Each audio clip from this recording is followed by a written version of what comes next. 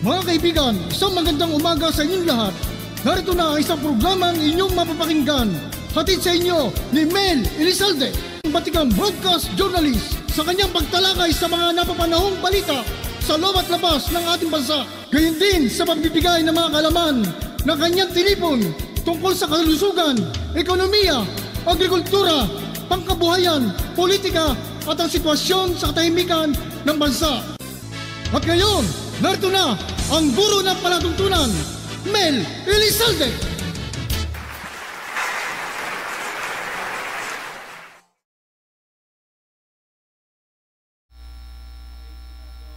Magandang hapon po sa inyong lahat, mga minamahal naming taga-subaybay. Kumusta po kayo?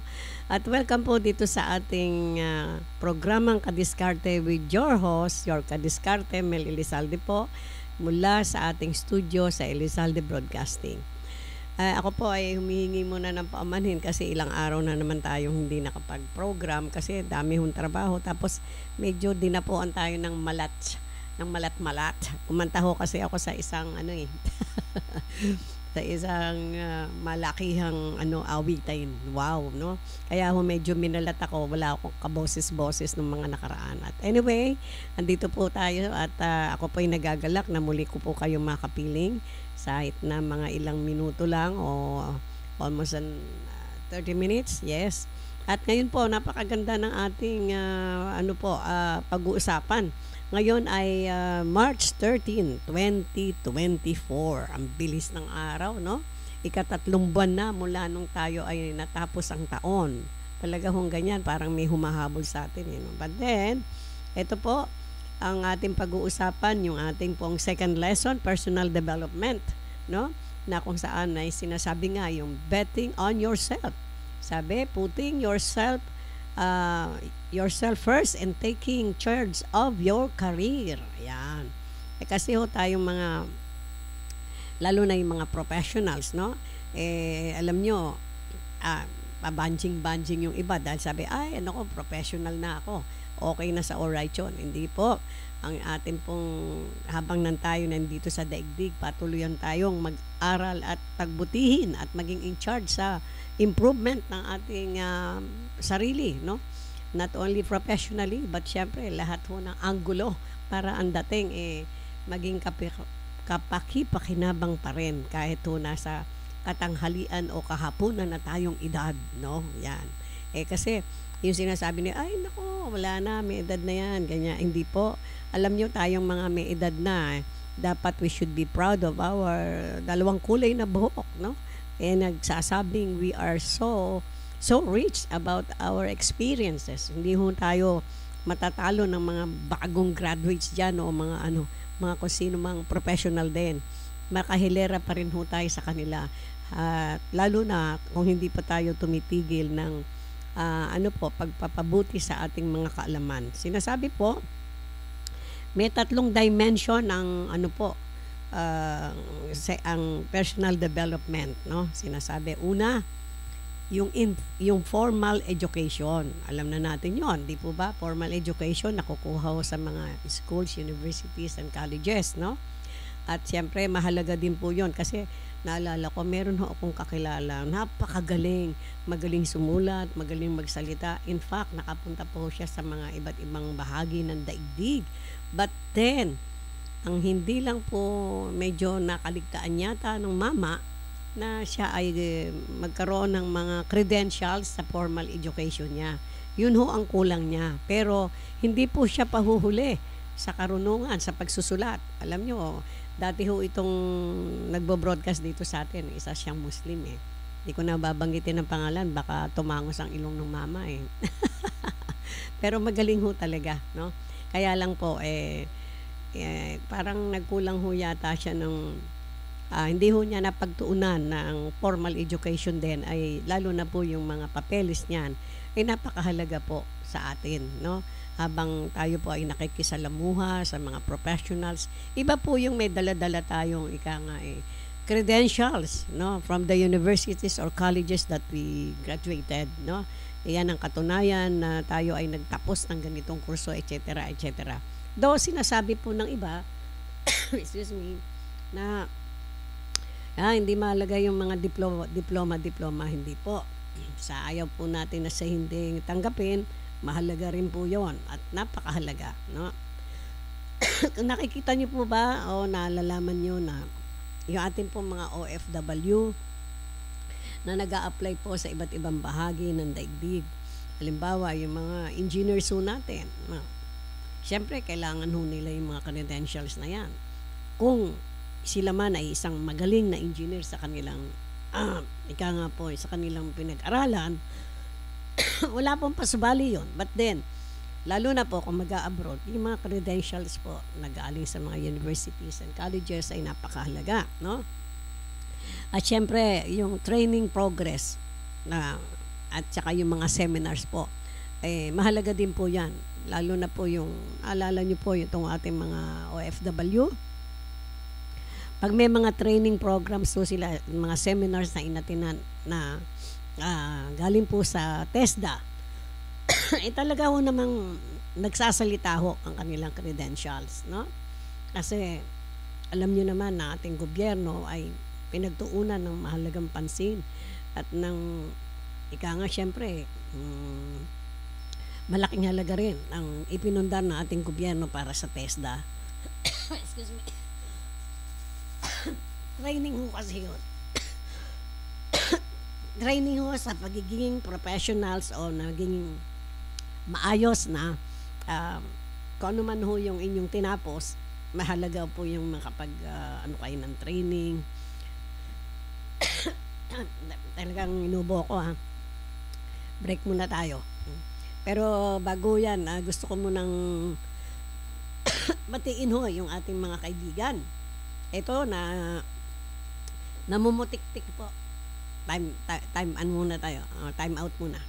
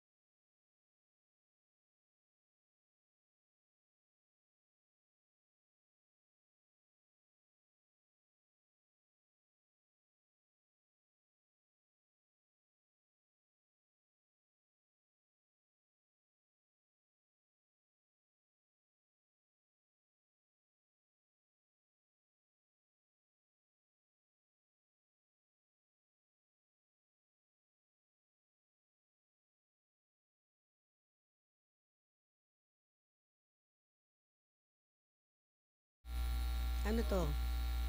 Sino yung Rex Cortez? Car? Okay. So, we continue mga minamahal namin taga-subaybay. Pero, Bago po yan, I would like to congratulations po to the Philippine Army 202 Infantry Division Training on Trauma Risk Management na held on March 11 to 13, 2024 at the yon on the ground of 202 camp in Cavite to Cavite, Laguna, led by Brigadier General Cirilo Balaoro, ayan, Junior, Philippine Army, no? Siyempre, ang trainer ho nila, walang iba, kundi ating magaling na manager, no? Si Mr. Chot Velasquez and of course, Mr. Carl Cortez. Congratulations po sa inyo at napakaganda nitong yung training na to, yung about trauma risk management. So, marami na to trauma sa atin no? Lalo na po pag wala tayong pera. Nakakatrauma di ba? Pero alam niyo po mga minamahal nating taga-subaybay. Sabi ho nila, pagka pera lang ang problema, mas okay yon. Totoo naman po yon. Kumpara sa pag-health ang ating problema. Di po ba? Kasi health is more than wealth. And so we have to thank God na kahit po tayo hindi sagana sa pera, we still have a healthy mind and body, no? Which is very important sa buhay ng isang tao. So now we will continue yung second lesson ng personal development. Sabi ho nga number 2, yung training programs and seminars that we have to attend or we pick to attend dahil sa alam nating makapagbibigay ho na makapag-i-enhance ng ating mga karunungan, no? Mula sa ating formal education. Kasi mahalaga po yun hindi natin ho alam ang lahat ng bagay. Kaya kung meron tayong mga naiisip na i-enhance natin yung mga karunungan tungkol sa kung ano-ano mang bagay, well, malaya po tayong gagawin yan. Sus Maria Josep, ano ba yan? Ayan ho. Ayan ho, isang dahilan kung bakit hindi ako nakapag-program sa inyo ng mga for the past few days, no? Dahil nga medyo maganda ho itong throat ko no? Napaka-importante po yung isa pa, yung self-directed learning, no? Naalala niyo po ba nung tayo mga baby pa, bata pa tayo? Paano tayo natutong maglakad? Paano tayo natutong kumain? Paano na tayo matutong nakikita natin yung mga lola natin, pag nakita natin sila magmamano tayo, yung ganyan Dato syempre with the guidance of our parents and mga relatives, and of course yun nga ho yung self-directed learning na kung saan lahat ng mga bagay na ating natutunan, pagkain, lumakad, magsalita, tumawa, makipag-joke, lahat ng huyan, no? Pero ang problema po ngayon, yung pong sinasabi na self-directed learning ay na yung pong trust natin from self-directed learning ay nauwi sa formal education, no? Para bang ang dating teka, kailangan pumunta ako sa kolehiyo. Kailangan magkaroon ako ng ng sertipiko. Na kailangan magkaroon ako ng diploma. Okay sa alright, di po ba? Hindi po yun masama, maganda yun. Kasi nga tulad ng nasabi ko nga kanina sa inyo, meron po tayong isang kaibigan na napakagaling sumulat, magaling ho talaga. Ang kaso kulang ho siya ng formal education, wala siyang maipakitang kumbaga transcript, no? Which is very important. Pero nakarating po ko saan bansa yan, Ideally po, yung hanggang PhD to doctorate to be qualified to teach. Ayan napunta ho yung usapan natin dyan. Bakit? Kasi naalala ko po, for the past few months, merong umaatake na news na sinasabing, tingnan nyo yung klase ng ng mga estudyante na ating pong na bibigay sa ating bansa, kulang daw po, hindi masyadong magaling.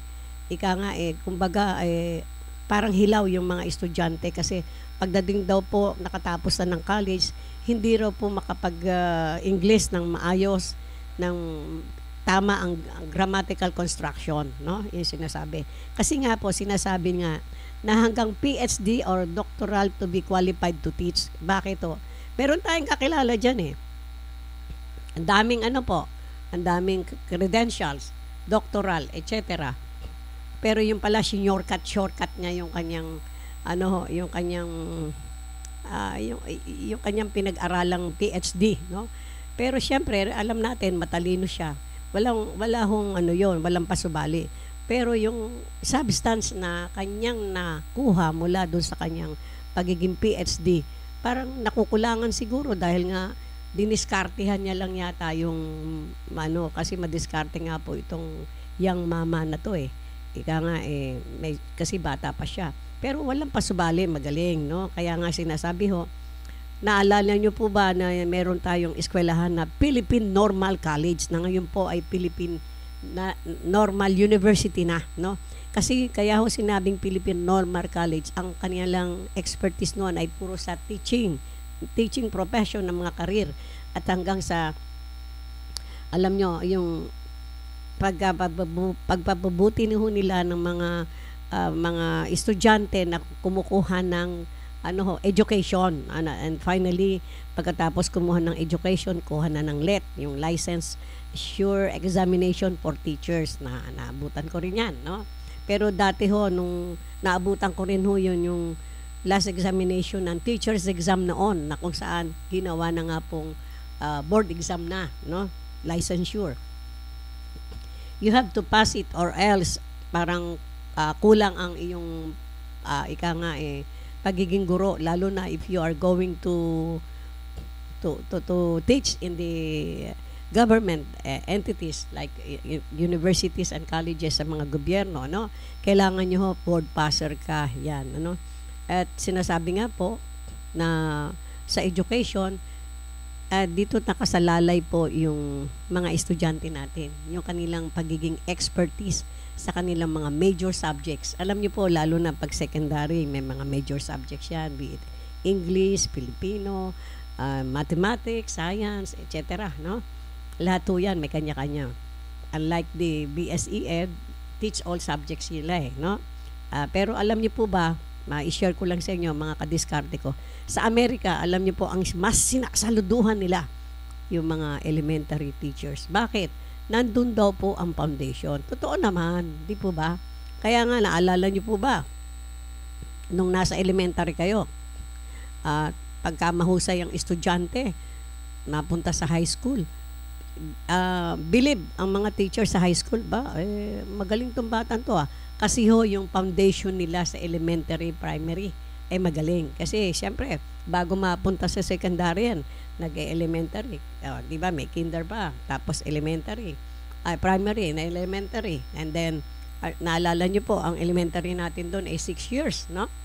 And then, ang secondary natin ay 4 years. Ngayon po ay ginawa ng 6 years din. Kaya meron tayong karagdagang 2 taon. At sinasabi po nila na kapag nakagraduate ang ating senior high, they are supposed to parang qualified na silang magkaroon ng trabaho. Ang galing, di po ba?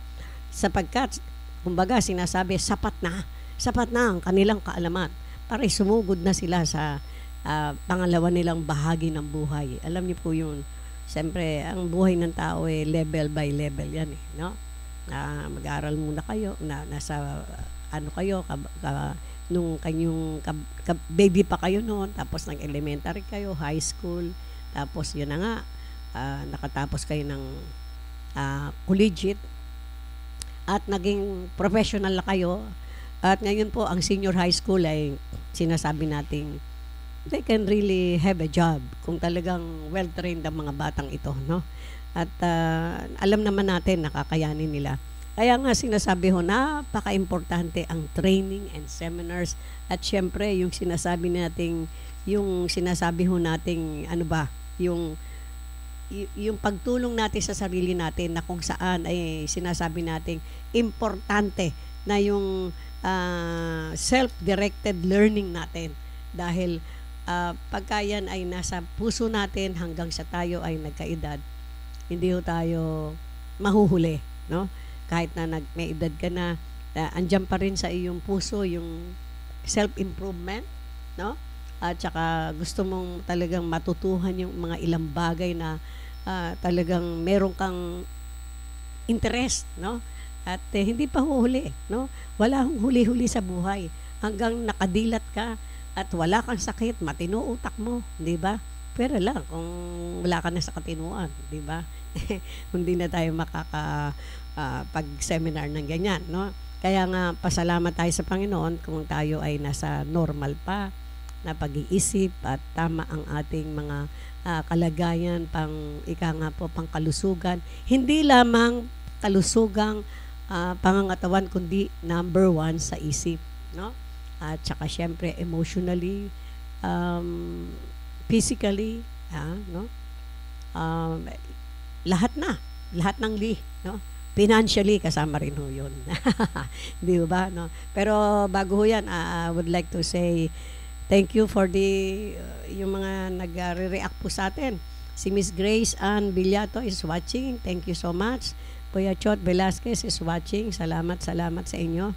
At alam niyo po yung ating topic na ito na personal development na sinasabi nga, betting on yourself. Ibig sabihin, itaya mo yung iyong sarili at magkaroon ka ng pagtitiwala sa iyong sarili. Bagamat hindi ka na masasabing nasa kabataan pa. Wala naman nung sa edad yun di ba? At tandaan niyo po wag tayong malulungkot kung tayo po ay nagkaedad na. Dapat magsaya nga tayo dahil dumating tayo sa ganitong panahon. Yung iba ho, 24 years old pa lang, patay na, no? Tayo, andito pa rin sa daigdig. Ibig sabihin, meron pa ho tayong mga kinakailangang gampanan sapagkat ang Panginoon ang siyang nakakaalam ng ating kawakasan. At any rate, ang lahat po ng ating mga ginagawa at nasa isip, may dumadaan hong ano yun? Ambulance. Kasi nandito po tayo sa kahabaan ng fire truck pala yun. Di pala, mukhang may sunog yata, kasi itong sinasabing fire month, no? Kung kailan buwan ng pag-iingat sa sunog, tsaka maraming sunog na nangyayari, no? Nakakapagtaka, no? Pero nung isang araw ho, last night, yes, narinig ko po na merong ini-interview na sunugan dyan somewhere in Quezon City na sinasabing 2 beses silang nasunugan ng mga panahong nakalipas na araw at sinasabi sinadya daw po yung pagkasunog. Well, sana naman wag naman ganon dahil yung kalupaan na yan ay binili ng isang mayaman tao at pinapaalis na yata sila. Paano ang kalagayan ng mga taong yan? Paminsan-minsan nawawala tayo sa ating mga pinag-uusapan sapagkat ang ating pong programang ito ay talagang naglalayo na dalhin ang ating mga kababayan sa kaalaman ng mga nangyayari around us, ito sa ating mundo, lalo na sa Pilipinas, 'di ba? Sapagkat ito ang ating mundong kinagagalawan. At syempre, kasama po natin ang buong sangkatauhan, hindi lamang ang Pilipinas. But ang pagmamahal natin sa mundo ay kinakailangang gagawin ho natin dahil ito ang ibinigay sa atin ng Panginoon di ba? No? Ito yung ating tahanan. Dahil kahit na yung maganda yung bahay mo dyan, may palasyo ka nga, bigla naman nagiba ang mundo, ano mangyayari dyan sa palasyo mo? Giba rin yan. So pag-igihan po natin ang paninirahan dito sa ating sa earth, no? Dito sa ating mundo na ibinigay sa atin ng Panginoon. Ito nga ang sinasabing mga climate change na to na kapabayaan din ng mga mamamayan ng mundo ay habang maaga pa gawa na natin ng panahon ng iba yung pagsusumikap bawat isa ay maging malinis tayo sa kapaligiran kasi isa ho yun sa mga dahilan kung bakit nagkakaroon tayo ng climate change. Yung mga basura, ng baka mga basura yan, lalo na po yung mga plastic, no? Ay kailangan na i-guess natin uli si Sir Senyeres dahil nag-text siya sa akin dahil itatalakayin niya yung mga tungkol sa mga basura na naman. Yan po. So, yan pong ating mga pinag-usapan, betting on yourself, on our personal development. Wag ho natin kalilimutan yan na ating pong pag-ibayuhin ng ating sarili in that manner, sa ganung pamamaraan, ay hindi lang naman natin tinutulungan ang ating sarili, kundi ang ating pamilya, ang ating mga mahal sa buhay, ang ating komunidad, at sa kabuuan ang ating bansa. Sapagkat ang bansang mga tanga, ang mga mamamayan, ano mahihita natin, no? Kinakailangan ho natin hasain ang bawat isa. At kung hindi man ho tayo nakatapos ng formal education, marami pong paraan, di ba? Ayun, kalabanin po natin yung mga tinatawag na walang kaalaman.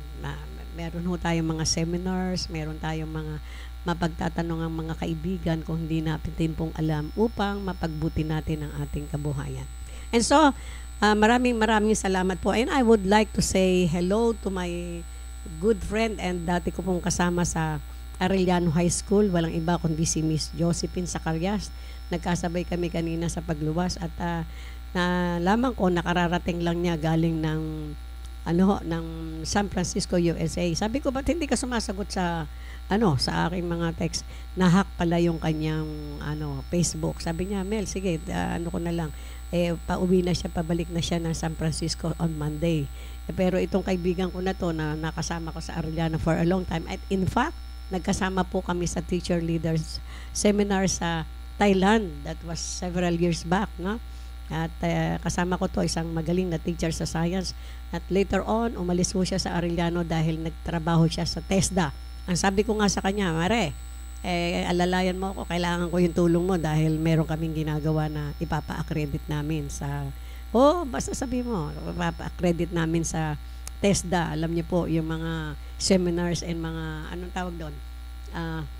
Modules na atin pong gagawin para sa mga training natin, sa mga trainings, ay ipapa-accredit natin sa TESDA para lahat po ng ating mga iti-trained ay magkaroon ng magandang pagkakataon. No, yan po ang ating mga balakin. So much so with that, maraming salamat po. At syempre, I want to say hello to Dr. Loida D. Diaz, ang ating pong Chairman of the Board ng I.S. Elizalde Foundation. Ayan po, at very soon, marami po kaming magagandang mga balakin na nakaprogram po sa atin this coming summer, no? So hanggang sa muli, please don't forget to like us, share us, and of course subscribe us sa ating pong YouTube channel, sa ating pong Facebook channel sa Elizalde Broadcasting. At thank you very much kay Diding Elizalde ng San Jose Antique. Thank you, anaka. Yan ay aking kamag-anak ng aking bana, si Diding Elizalde, isang magaling na nagbo-broadcast din yan. And then siguro ayoko na mga ako kasi binago natin po yung ating mga ID. So very soon ayusin natin yan. And so thank you for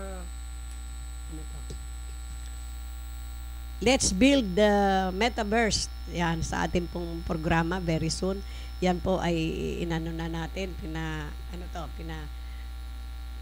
pina-registered natin para tayo ang kauna-unahan na sa magbi-build ng metaverse. Alam nyo, metaverse casting dito sa Elizalde Broadcasting. So hanggang sa muli, marami po kaming mga magagandang balakin para sa ating lahat. Thank you very much, and mabuhay po kayong lahat, and don't forget, I always say, I love you all. Bye-bye.